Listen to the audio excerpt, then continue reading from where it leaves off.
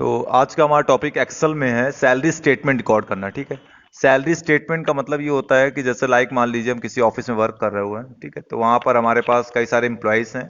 तो उन एम्प्लॉयज़ को लेकर के उनका डेटाबेस हमको क्रिएट करना है, जिसमें हमारे पास हमने देखिए डेटा बना रखा हुआ। तो आप एक्सेल ओपन कर लीजिएगा। ठीक है।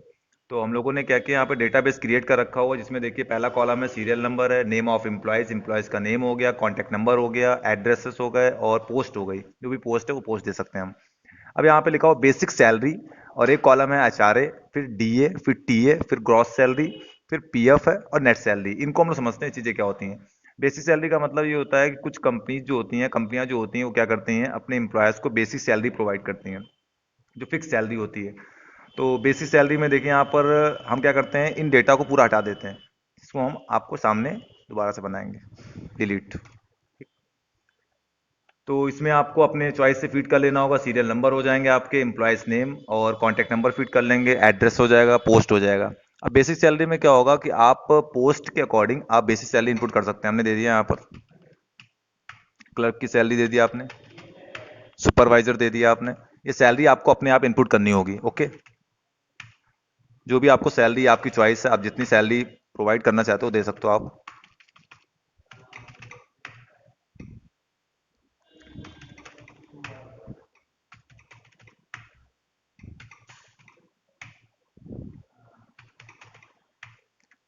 अब यहाँ पर एक कॉलम बना हुआ एचआरए। एचआरए का मतलब क्या होता है?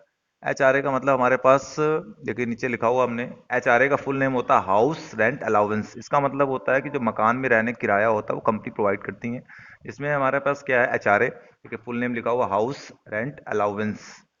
तो एचआरओ को हम लोग निकालते कैसे, एचआरओ कैलकुलेट करेंगे। अब यहाँ पर इन सभी जितने भी ब्लैंक कॉलम हैं उन सभी में आपको फॉर्मूला यूज करना है। तो यहाँ पर एचआरए निकालेंगे, यहाँ पे क्लिक किया आपने।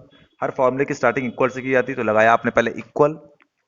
बेसिक सैलरी वाली सेल का रेफरेंस लेंगे, आप क्लिक कर देंगे, जिससे F10 लिख के आ जाएगा। आप टाइप भी कर सकते हैं या आप क्लिक कर सकते हैं। एसटी का साइन लगाएंगे और 5%। 5% जो है वो कोई एक्चुअल नहीं है, आप इसको चेंज कर सकते हैं। हर कंपनियों का रूल अलग अलग होता है, चेंज होता है ये सब। फिर आपने कर दिया एंटर।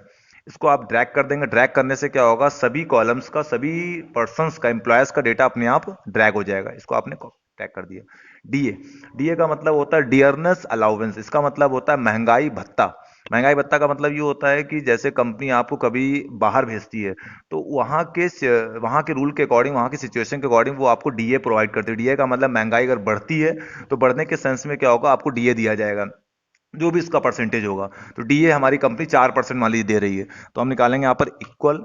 और बेसिक सैलरी वाली सेल F10, एस्टिक लगाया आपने 4%। ध्यान देंगे कि सभी चीजें आपको बेसिक सैलरी की निकालनी है, और ध्यान रखिएगा। इसको आपने ट्रैक कर दिया। तो डीए का मतलब होता है डियरनेस अलाउंस, महंगाई भत्ता जिसको बोलते हैं हम लोग।